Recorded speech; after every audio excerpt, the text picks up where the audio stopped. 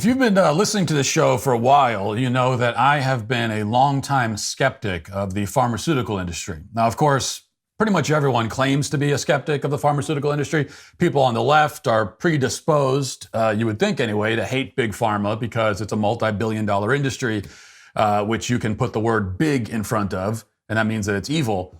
Many people on the right have become even more critical of Big Pharma in the last few years, especially because of how it has pushed the COVID vaccines. A push that now, by the way, as of a few weeks ago, officially includes children as young as 6 months old. So if you want to bring your baby in for a COVID vaccine, you can now do that, though I certainly wouldn't recommend it.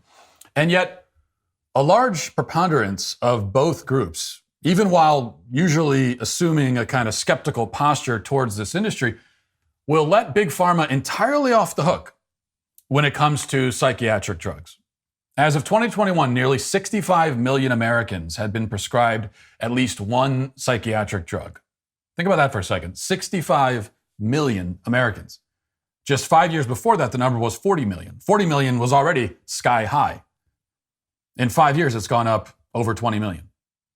20% of the country is on medication for mental illness, and that number is climbing by multiple percentage points every year. Meanwhile, our health authorities, our so-called health authorities, tell us that the real crisis is untreated, read non-drugged, unprescribed mental illness. So they see the 65 million Americans on psychotropic drugs for mental illness, and they insist that the number is far too low. We actually needed to get it much higher. Should be 100 million, should be 150. It should be everybody. And I'm not joking about that either, because the DSM expands, the Diagnostic Statistical Manual of Mental Disorders expands with each new edition until every single human emotion, personality trait, proclivity, impulse has become a mental illness. And we're already at the point with the latest DSM where you can open it up and find probably at least 5 or 10 mental illnesses that would apply to you. So the health establishment, the medical establishment, they demand that more and more mentally ill, quote unquote, people, most of them suffering from things like depression or anxiety or ADHD, be identified and drugged immediately. Never mind the significant and often dangerous side effects of these drugs. Never mind that we're altering people's brains en masse. Never mind that we're diagnosing conditions that we barely understand and drugging them based on poorly supported and sometimes demonstrably false medical theories. Never mind all that. Just keep the drugs, and most importantly, the money flowing. This is what Big Pharma, along with doctors and psychiatrists, have been doing. And many people on both the left and right, who are normally quite eager to criticize the medical establishment, fall silent, as that same medical establishment declares millions upon millions of Americans mentally ill, so mentally ill that they need psychotropic drugs in order to function. On this point, many of Big Pharma critics are willing to simply take Big Pharma's word for it. Well, they say we're all mentally ill, so I guess we are. They might lie about everything else, these selective critics will say, but they would never lie about the best treatment for depression. Well, they would never lie about that. Quite an odd claim when you think about it. And on the subject of depression, the, quote, mental illness that accounts for a large portion of that 65 million figure, it's been taken as gospel for many years that drugs are necessary to treat it because the condition is caused by a, quote unquote, chemical imbalance in the brain. This is an idea that people have absorbed from the culture and especially from propaganda from the drug companies. You know, this didn't end up out there by accident. This is what the drug companies want you to believe. It's a chemical imbalance, so we'll give you a little chemical in a pill and we'll fix it right up for you. And it's a doctrine that is jealously guarded and defended. I know from experience that if you question it, if you dare suggest that maybe there's more to it than a chemical imbalance, you will be viciously attacked for your heresy. People like the chemical imbalance idea because it seems simple. And because it totally absolves the individual from the responsibility to do anything to help solve their own mental troubles. It takes things like, lifestyle, diet, etc., takes that out of the equation entirely. It gives a simple cause, promises a simple solution, and one that requires almost no work on the part of the individual. Just take the pill, that's it. Take the pill and everything will be better. That's Big Pharma's motto. Take the pill, take the shot, everything will be fine.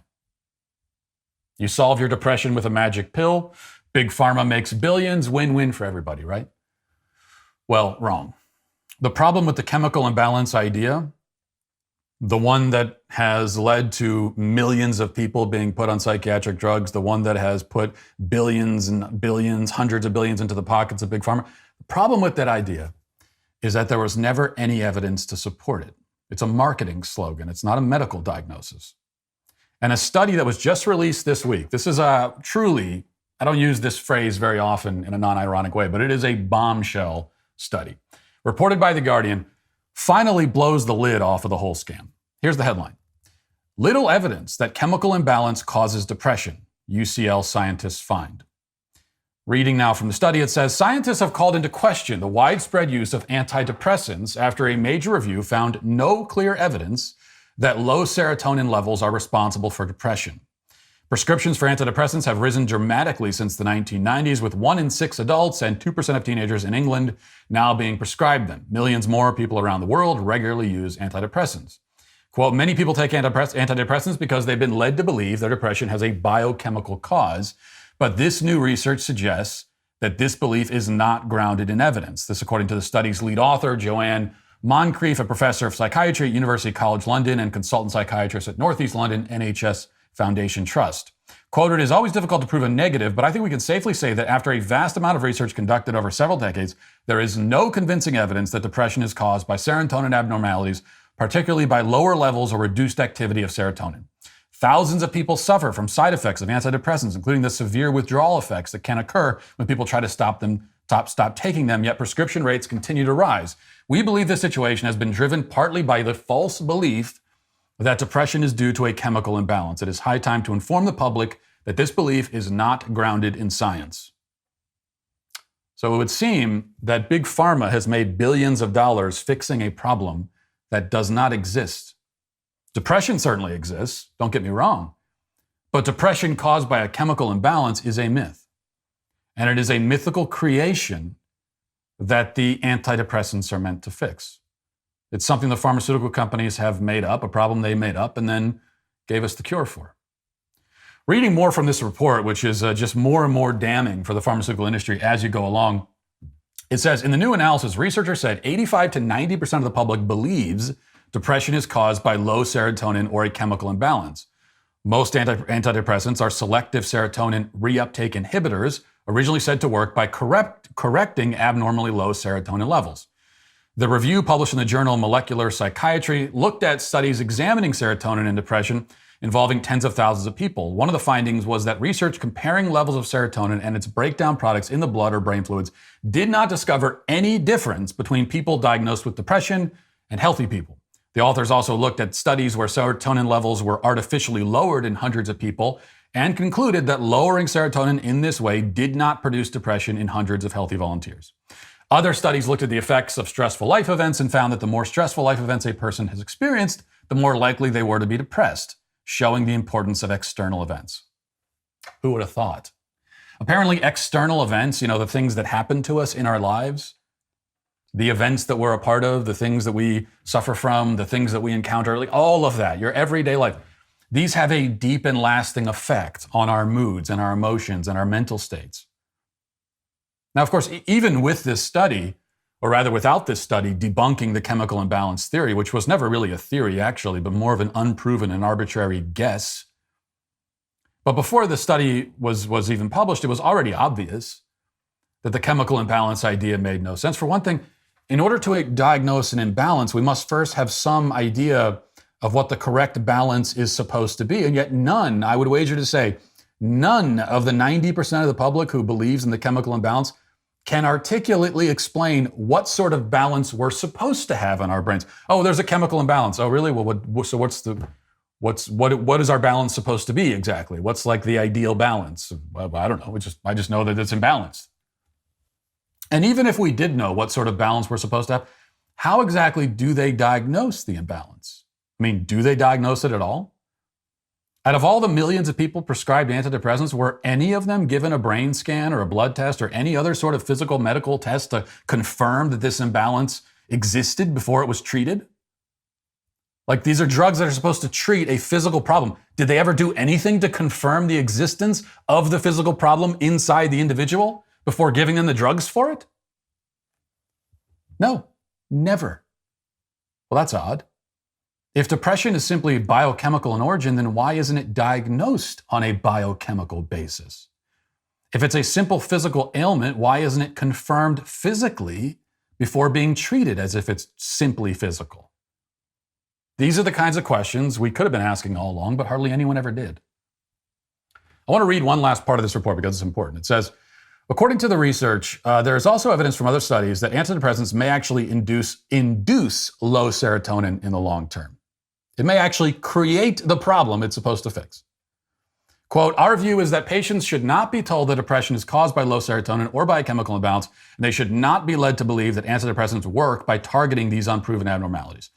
Quote, we do not understand what antidepressants are doing to the brain exactly, and giving people this sort of misinformation prevents them from making an informed decision about whether to take antidepressants or not.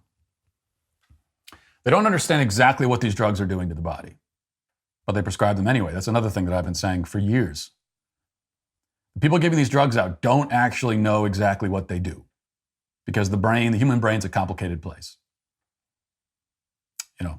Putting people on drugs, putting things into people's bodies without really knowing what it's going to do. There seems to be a lot of that sort of thing going around these days. A lot of it. And this sort of half-blind approach is particularly terrifying as it relates to the brain. Because the brain, again, is still a mystery to us in many ways. And yet drug companies are tinkering with it, messing with our minds, without really knowing whether what they're doing will work, or how it's working, if it does work, or what the long-term or even short-term effects will be. One of the side effects of many psychiatric drugs is suicidal thoughts, which is morbidly ironic because, again, that's the problem that they're supposed to help treat. And yet they can cause that problem, apparently. So these are drugs which, according to the companies that produce them, may cause you to think certain thoughts. They may put thoughts into your head. Self-destructive, dangerous thoughts. That fact alone should give us pause. Now, does this mean that there is no physical aspect to depression? Of course not. I mean, we're physical beings. Our brains are physical. There's going to be a significant physical element to the problem. I mean, to any problem that we suffer from, including mental problems, by definition, but it's also multifaceted and complicated. Depression is a feeling of emptiness, despair, hopelessness, meaninglessness. If a person is feeling that way, it's almost always impossible to discern one simple cause. That's what the drug companies sell. One simple cause, but it's never that simple. There are internal and external factors, all tracing back to the universal human condition, the fact that we are mortal beings living in a world of constant pain and suffering and death and misery, with lots of aimlessness and boredom in between. The depressed person is not crazy or sick because they recognize this fact about life. In fact, here's the point that we always miss in this discussion. There are a lot, actually, of very good reasons to feel pretty bad living as just a human being in the world. The world can be a really tough place. Doesn't mean that we should feel bad. Doesn't mean that if someone does feel bad, we should just leave them to their misery. But the point is that these feelings are not crazy. They're not delusional. There are reasons for them. And person who's overcome with these feelings, their problem is that they are not able to sufficiently cope with our condition as human beings in this world. They're not able to find meaning and hope and joy in spite of all the terrible things that come with being a human being in the world. The way to treat the depression is to help them cope, which will involve everything from better lifestyle choices to diet and exercise, getting outside on a sunny day and taking a walk, like things like that, even really, really simple things. It's not the be-all and end-all, but things like that. In some cases, there may still be need for drugs temporarily, but they're going to be a Band-Aid, not a cure. You can't cure despair with a pill, despite what the drug companies have told us. And the drug companies have told us a lot of lies. They have, especially recently. And it's quite a statement, but this might be the biggest one yet. Well, if you enjoyed that video, be sure to hit the subscribe button and ring the bell to get more content like it. If you're craving more content. Go watch or listen to my full show at dailywire.com, Spotify, or wherever you get your podcasts.